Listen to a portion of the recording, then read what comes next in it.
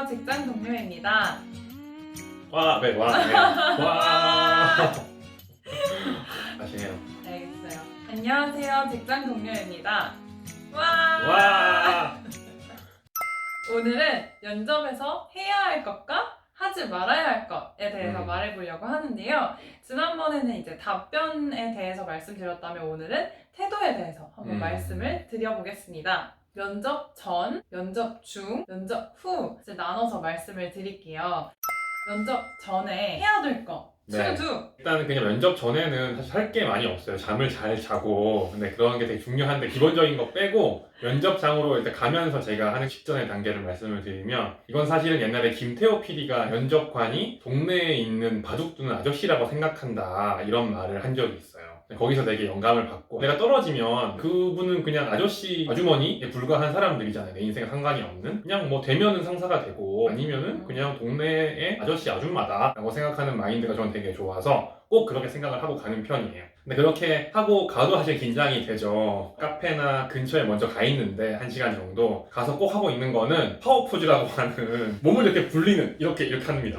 근데 이걸 진짜 반드시 해요. 혼자 이렇게 카페에서 하기 민망하면은 화장실에라도 가서 문 잠그고 들어가서 이렇게 막 끈적 5분 10분을 합니다. 바보 같고 별거 아닌 것 같지만 임상적으로, 심리적으로 몸을 이렇게 키우는 것 자체가 스스로의 자신감을 키워준다는 그런 연구 결과가 있고 되게 유명한 테드 강연도 있어요. 정말 효과가 있다고 믿고 한 10분 정도는 꼭 이렇게 합니다. 호흡도 크게 하면서 난 동네 아저씨를 만나는 거야, 아줌마를 만나는 거야 라고 끊임없이 세뇌를 하고 자신감을 가지고 들어갑니다.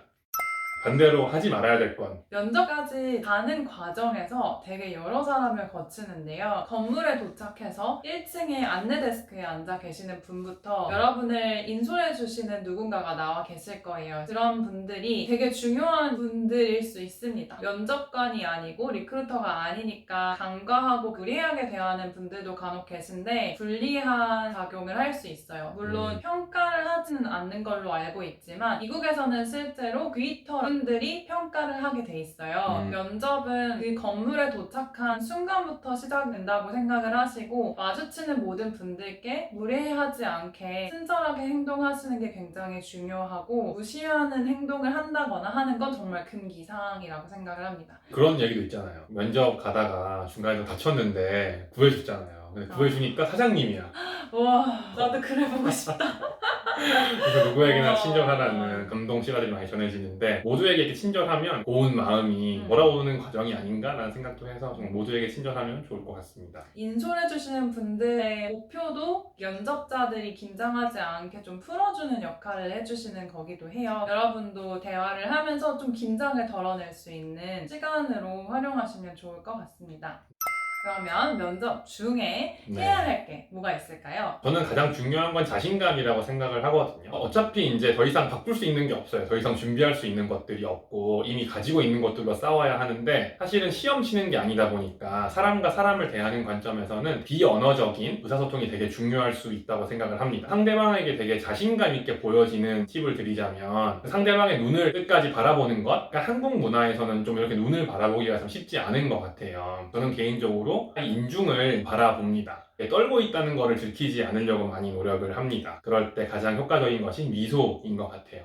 똑같은 답변이어도 뭔가 떨고 웃지 않고 굳은 표정으로 대답을 하면은 잘 모르나? 약간 의구심이 들 수 있으니까 면접관의 판단을 나에게 긍정적으로 하기 위해서는 눈을 끝까지 바라보고 끝까지 웃어라 라는 얘기를 드리고 싶습니다.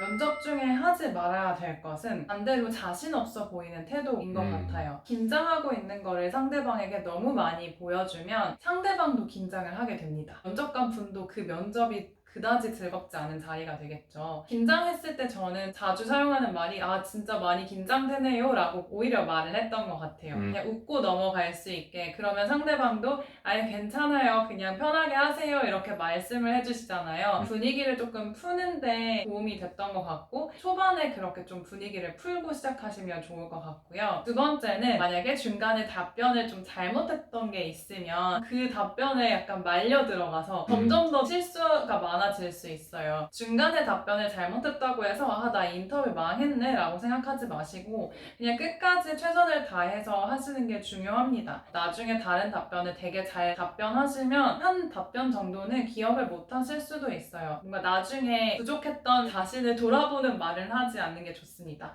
내가 했던 답변을 부정하는 느낌의 답변은 좋지 않습니다. 그게 만회할 수 있는 기회가 아니라 오히려 자신감 하락을 보여주는 기회가 될 수도 있어요. 한 번을 잘못한 건 그냥 거기서 끊고 이런 경우에는 근데 이렇게도 생각해 볼 수 있겠네요 라고 하시는 게 좋습니다.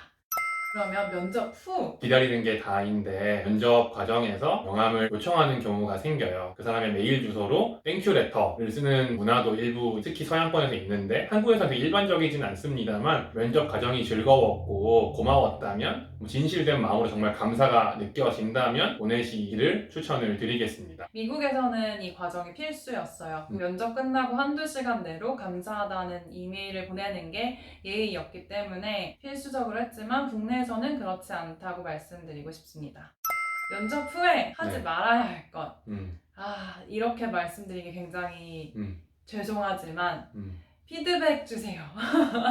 네, 피해주세요. 정말 면접을 잘 봤는데 면접관도 합격할 것 같다라는 뉘앙스로 말씀을 하셨는데 안 됐을 경우에는 요청할 수도 있을 것 같아요. 그런데 그렇지 않은 경우에는 사실 이 면접 자체가 면접관에게도 굉장한 시간 소요가 되거든요. 내가 아니라고 생각한 지원자가 피드백까지 달라고 하면 정말 죄송하지만 조금 번거로울 수 있을 것 같아요. 물론 피드백을 받아서 좀 개선을 하고 싶은 마음은 알겠지만 면접관에게는 부담으로 작용할 수 있기 때문에 마지막까지 깨끗한 이미지로 남고 싶으실 때는 피드백 요청은 삼가 주시면 좋겠습니다.